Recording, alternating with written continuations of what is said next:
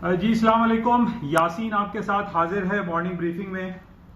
आज 14 नवंबर है और जुमेरात का दिन है, इस हफ्ते का चौथा वर्किंग डे, या हम तीसरा वर्किंग डे भी कह सकते हैं क्योंकि मंडे को कुछ अमेरिका के बैंक हॉलीडे थे, मार्केट में वॉल्यूम कम था। लेकिन भरपूर जो मार्केट वॉल्यूम है वो हम 3 दिनों में हम देख रहे हैं कि आज जो है वो इस हफ्ते का चौथा वर्किंग डे यानी जुमेरात। बहरहाल कुछ मार्केट के हवाले से बात करें, इससे पहले मैं आपसे ये जरूर कहूंगा कि इस YouTube चैनल को आप सब्सक्राइब भी करें और अपने कमेंट्स भी शेयर करें। अगर इसमें कुछ मुझे इंप्रूव करना है या उसके अंदर कुछ ज्यादा है या कम है तो प्लीज आप इसको आगाह मुझे जरूर कीजिएगा, क्योंकि आपका फीड मेरे लिए बहुत अहमियत का हामिल है। तो बहरहाल इसमें मुझे फीडबैक जरूर आप किया करें और दिया करें। अक्सर लोग मुझे फीडबैक देते हैं और मैं काफी उसको बेहतर करने की कोशिश करता हूं। बहरहाल कुछ मार्केट के हवाले से बात करते हैं। आज सबसे पहले हम सुबह कराची स्टॉक चेंज की बात कर लेते हैं। कराची स्टॉक चेंज में जिस तरीके से मैंने आपसे 2 दिन पहले ये कहा था कि टेक्निकल ग्राउंड पे मार्केट में थोड़ा सा करेक्शन पीरियड दिखाई दे रहा है और 36,600-700 पे मार्केट जब गई थी तो ये जिक्र हुआ था कि RSI रिलेटिव स्ट्रेंथ इंडेक्स जो कि एक इंडिकेटर है जो कि हमें बताता है कि मार्केट जो है वो ओवरबॉट टेरिटरी में चल रही है और वहां से कुछ करेक्शन हो सकता है।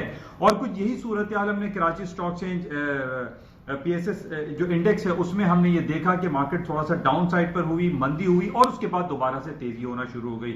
और अब हम ये देख रहे हैं कि जो RSI इसका 80 इंडेक्स पे जो खड़ा हुआ था RSI, उसको उसने क्रॉस कर दिया और मार्केट उससे हायर साइड पे है, अपर लेवल पे ट्रेड हो रही है। और आज भी सुबह से जो KC 100 इंडेक्स हमारे सामने मौजूद है वो 200 पॉइंट प्लस के साथ अभी स्टैंडिंग पोजीशन में है और मार्केट में और ज्यादा पोटेंशियल दिखाई देता है, क्योंकि हम ये देख रहे हैं कि हमारे पास जो डिफरेंट रिपोर्ट्स आ रही हैं KC 100 इंडेक्स के हवाले से, उसमें फॉरेन बाइंग्स बहुत ज्यादा आ रही है कि फॉरेनर्स का इंटरेस्ट जो है वो बहुत ज्यादा बहाल हुआ है, जिसकी वजह से हम ये देख रहे हैं कि जितने इंडिविजुअल स्क्रिप्ट्स हैं उसके अंदर खासी तेजी दिखाई दे रही है। और इसके अलावा जो हम ये 2-3 दिन से इमरान खान साहब की तरफ से डिफरेंट पॉलिसीज का अनाउंसमेंट जो हम सुन रहे हैं और जो उनकी तरफ से जो कोशिशें जारी हैं कि इकोनॉमिक कंडीशन हमारी बेहतर होनी चाहिए, खासतौर पर कल उन्होंने FBR के हवाले से काफी कमेंट्स दिए और उन्होंने ये कहा कि जब तक हम अपने टैक्सेशन के निजाम को मजीद बेहतर नहीं करेंगे तो हमारे हालात इतने अच्छे नहीं हो सकेंगे।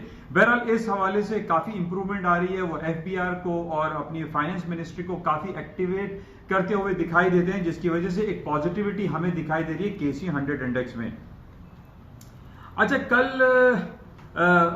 अच्छा इसके अलावा कल जो हमारे पास खबर थी, एक साइनो पाकिस्तान यानी पाकिस्तान और चाइना के दरमियान $600 मिलियन का पैक्ट हुआ है, जिसमें अब टायर इंडस्ट्री पाकिस्तान में बनेगी और टायर जो पहले हम इंपोर्ट करते थे अब वो हम अपने खुद ही उसको मैन्युफैक्चर कर सकेंगे। इसके अलावा वर्ल्ड बैंक की तरफ से ह्यूमन कैपिटल के हवाले से $250 मिलियन का लोन हमें मिलने वाला है, जिससे ये कहा जा रहा है कि ये भी हमारी इकोनॉमी कंडीशन में एक इंजेक्शन का काम करेगा और काफी बेहतर सूरत हाल है। यानी ओवरऑल जो सिनेरियो है, ओवरऑल जो पिक्चर हम KC 100 इंडेक्स की देख रहे हैं वो काफी बेहतर है, प्लस में है और हालात बेहतर होते हुए दिखाई दे रहे हैं। और उसकी वजह हम कल ये भी दे सकते हैं कि मौलाना फजलुर रहमान का जो सिट इन जो धरना चल रहा था इस्लामाबाद में, वो उन्होंने कॉल ऑफ कर दिया है, खत्म कर दिया है। लेकिन वो ये कहते हैं कि हम डिफरेंट इलाकों में जाकर अब धरना देंगे, लेकिन वो जो इंटेंसिटी जो पोटेंशियल दिखाई दे रहा था इस्लामाबाद के डी चौक, जो इस्लामाबाद से हट के जो इलाका था वो अब डिसॉल्व हो गया है और वो इंटेंसिटी और वो टेंस हालात में कुछ कमी होगी, जिसकी वजह से हम ये देख सकते हैं कि KC 100 इंडेक्स में इसका पॉजिटिव इफेक्ट आएगा।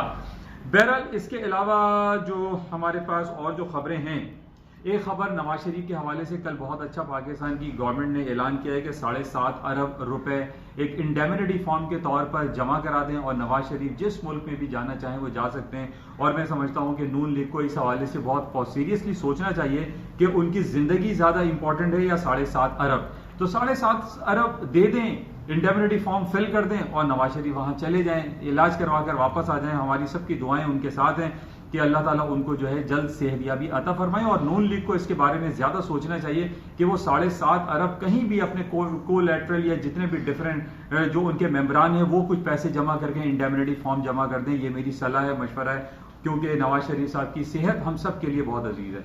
अच्छा इसके अलावा इंटरनेशनल मार्केट की जो बातें करते हैं, आज जुमेरात का दिन है और भरपूर दिन है। आज बेतहाशा जो है ना मार्केट में डेटा लगे हुए हैं, खबरें लगी हुई हैं और फ्रांस, जर्मनी, इंग्लैंड यानी बेशुमार जो है ना वो आज रिपोर्टें हैं। इसके अलावा जो हमारे सामने है इम्पीचमेंट के हवाले से शाम को जो कल रात को हमने देखा था कि ट्रंप साहब की इम्पीचमेंट के हवाले से हियरिंग शुरू हो चुकी है, कांग्रेशनल हियरिंग जो है वो शुरू हो चुकी है और यूक्रेन के जो डिफरेंट डिप्लोमेट्स थे या रिप्रेजेंटेटिव थे अमेरिका के, उनको ग्रिल किया गया है, उनको बुलाया गया है और उनको पूछा जा रहा है कि जनाब ट्रंप साहब की तरफ से आपको क्या इंस्ट्रक्शंस दी गई और उनको क्या कुछ कहा गया। वो तमाम सामने बातें आ रही हैं कि ट्रंप साहब ने किन किन अवामिल को या किन पहलू को अपनी लाइन को क्रॉस करते हुए वो काम किया। और उनके ऊपर सबसे बड़ा इल्जाम डेमोक्रेट ये लगा रहे हैं कि उन्होंने जो बाइडेन को जो है ग्रिल करने की कोशिश की है और जो बाइडेन और उनके बेटे जो हंटर बाइडेन है, जो कि यूक्रेन की एक गैस कंपनी में बोर्ड ऑफ डायरेक्टर्स हैं, उन्होंने ये कहा है, इल्जाम लगाया है, ट्रंप ने लगाया था पहले कि जनाब वो कुछ करप्शन में इन्वॉल्व हैं। तो बहरहाल ये इन्वेस्टिगेशन जो है ये शुरू हो चुकी है और अब ये इन्वेस्टिगेशन का जो दायरा है वो ट्रंप साहब की तरफ बढ़ता चला जा रहा है, क्योंकि कल दो अफराद जो कि यूक्रेन के एक डिप्लोमेट थे या यूक्रेन के जो डिफरेंट रिप्रेजेंटेटिव थे उनको ग्रिल किया गया और कांग्रेस के सामने उनको बैठा के पूछा गया कि आपने ट्रंप साहब के कौन कौन से इंस्ट्रक्शंस को फॉलो किया और जो बाइडेन के खिलाफ जो भी सिलसिला रवा रखा वो क्या था और वो सारी बातें अब सामने आ रही हैं।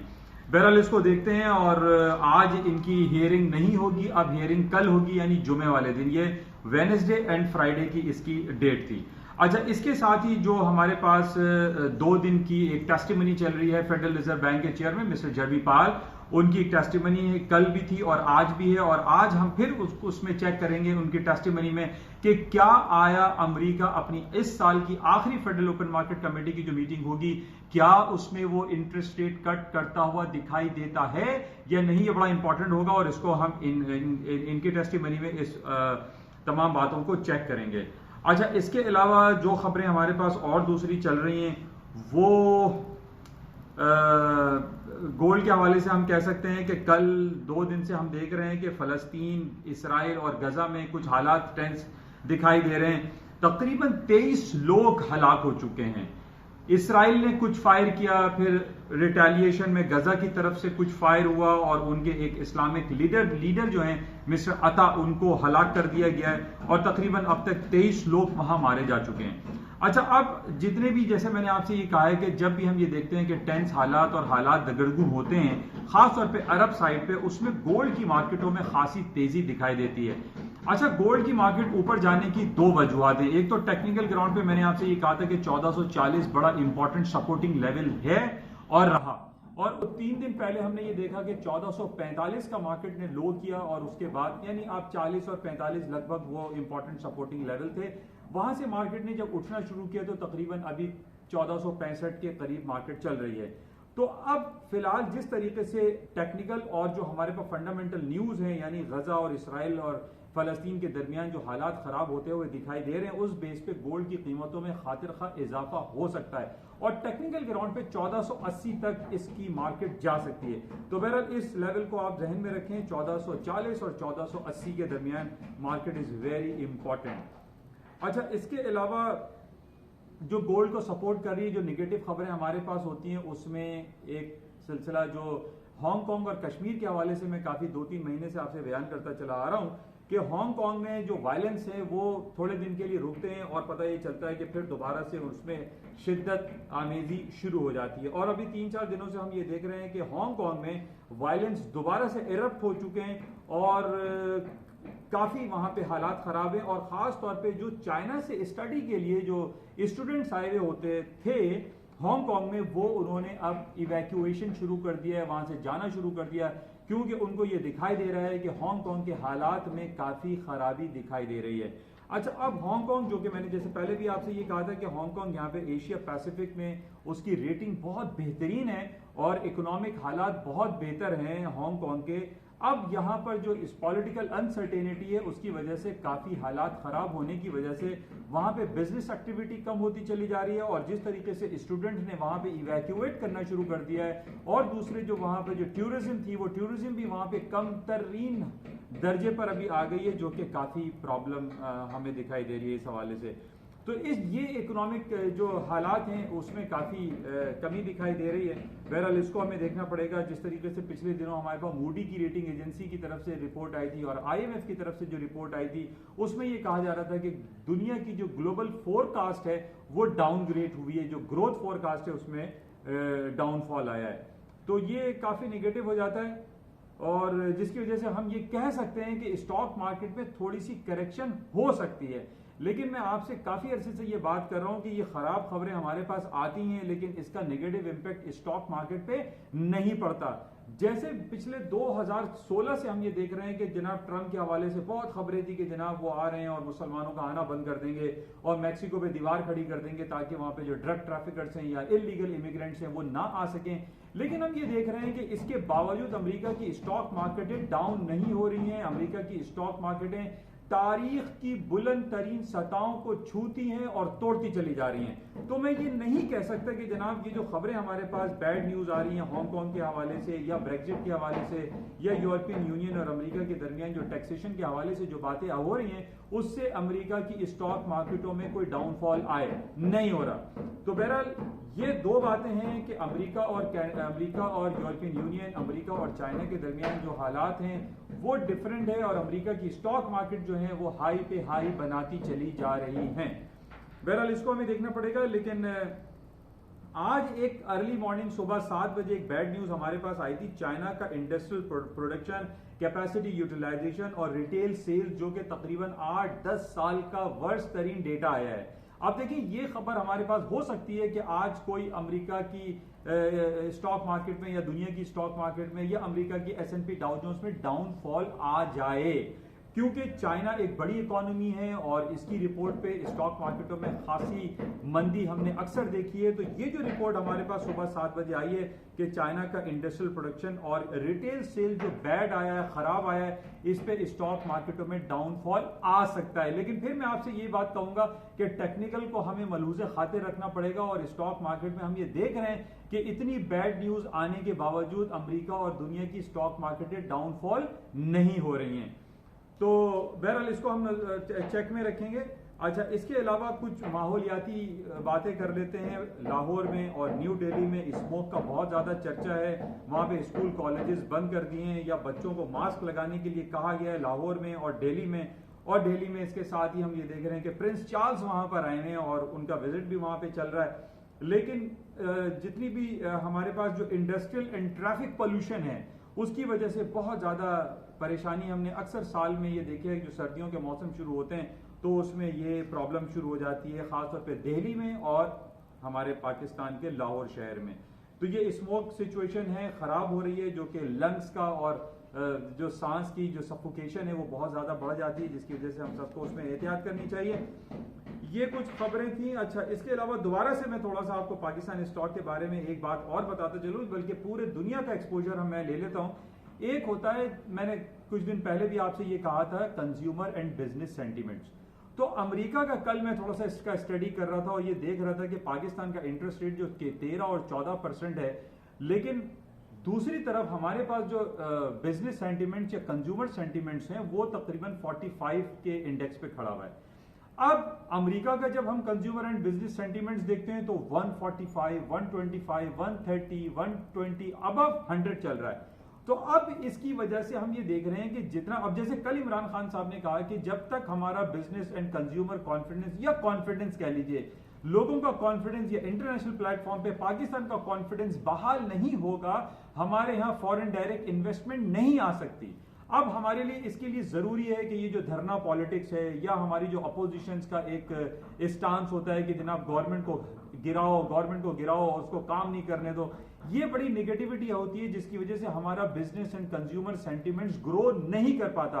भले हम अपने पाकिस्तान स्टेट बैंक का इंटरेस्ट रेट 20 और 24%, 25% कर लें, लेकिन हमारा जब तक consumer and business sentiments grow नहीं करेगा, हमारे यहां बिजनेस एक्टिविटी और हमारी इकोनॉमी कंडीशन बेहतर नहीं हो सकती। तो हमें जरूरी है, अब आप इसका कंपैरिजन देख लीजिए कि अमेरिका का इंटरेस्ट रेट महज 1.75% है, लेकिन दुनिया की सारी इन्वेस्टमेंट हम वहां पर देखते हैं। न्यूयॉर्क स्टॉक एक्सचेंज का जो मार्केट कैपिटलाइजेशन है वो $30 ट्रिलियन है, यानी। और चाइना का हम देखते हैं कि वहां का कंज्यूमर जो कॉन्फिडेंस है वो 10 और 12 पर है, और उसकी जो मार्केट कैपिटलाइजेशन है बीजिंग की वो $5 ट्रिलियन है। तो अब हमें इस पॉइंट को कंसंट्रेट करना पड़ेगा, कंसंट्रेशन करना पड़ेगा इस पॉइंट पे कि हमारा इंटरेस्ट रेट बढ़े, जितना ज्यादा बढ़ जाए, लेकिन जब तक हम अपना बिजनेस एंड कंज्यूमर सेंटीमेंट्स को, बिजनेस कॉन्फिडेंस को, बिजनेस सेंटीमेंट्स को इंप्रूव नहीं करेंगे, हमारे यहां तरक्की नहीं हो सकती, हमारे यहां फॉरेन डायरेक्ट इन्वेस्टमेंट नहीं आ सकती। हमें इस चीज पे बहुत ज्यादा वर्क करना है एज अ पाकिस्तानी। हमें ये सोचना पड़ेगा कि हम अपने कंज्यूमर एंड बिजनेस सेंटीमेंट्स को कैसे इंप्रूव कर सकते हैं। इसके लिए मैं ये कहूंगा कि हमारे जो अपोजिशन पार्टी है, जो अदर पार्टी है, वो इस चीज को देखे कि गवर्नमेंट को काम करने दे, वो उसके आगे जो है वो डिस्टर्बेंस क्रिएट ना करे कि कभी धरना पॉलिटिक्स है तो कभी कोई पॉलिटिक्स है। तो जब तक हम अपने बिजनेस एंड कंज्यूमर सेंटीमेंट्स को इंप्रूव नहीं करेंगे, हमारे यहां फॉरेन डायरेक्ट इन्वेस्टमेंट नहीं आएगी, हम अपने मुल्क को तरक्की होता हुआ नहीं देख सकते। लेकिन हमें ये कोशिश करनी, हम सबको, इंडिविजुअल्स को भी, कि हम अपने कंज्यूमर एंड बिजनेस सेंटीमेंट्स को बेहतर करें। हम जो भी प्रोडक्ट बनाते हैं पाकिस्तान में या बाहर, हम उसको बेहतरीन बनाएं। ISO 9000, ISO डिफरेंट जो सर्टिफिकेशन है उसके अकॉर्डिंगली काम करें और दुनिया में अपने नाम को रोशन करें। बहरहाल ये कहानियां हैं, ये सूरत हाल है। आज स्टॉक मार्केटों में तेजी है। कराची स्टॉक अभी 200 पॉइंट प्लस खड़ा हुआ है, और गोल्ड की मार्केटों का जो सबसे इंपॉर्टेंट मैंने लेवल आपको दिया है 1440 और 1480 के दरमियान मार्केट ट्रेड होती रहेगी। और इसके अलावा जो आज डिफरेंट टेस्टिमनीज और इम्पीचमेंट चल रही है उसके हवाले से भी आपसे राब्ते में रहेंगे और देखेंगे। लेकिन आज बहुत सारे डेटा हैं, 2, 3, 4 बजे उसको हम चेक में रखेंगे। इंशाल्लाह राब्ते में रहेंगे। और जाते हुए मैं आपसे फिर ये दोबारा कहूंगा कि इस यूट्यूब चैनल को प्लीज सब्सक्राइब जरूर करें, क्योंकि आम फहम उर्दू जबान में है और आम लोगों को एक थोड़ा सा आइडिया हो जाता है कि व्हाट इज हैपनिंग अराउंड और दुनिया में क्या कुछ हो रहा है। इंशाल्लाह राब्ते में रहेंगे और देखेंगे आज सारा दिन मार्केट में क्या सूरत हाल रहती है। Thank you.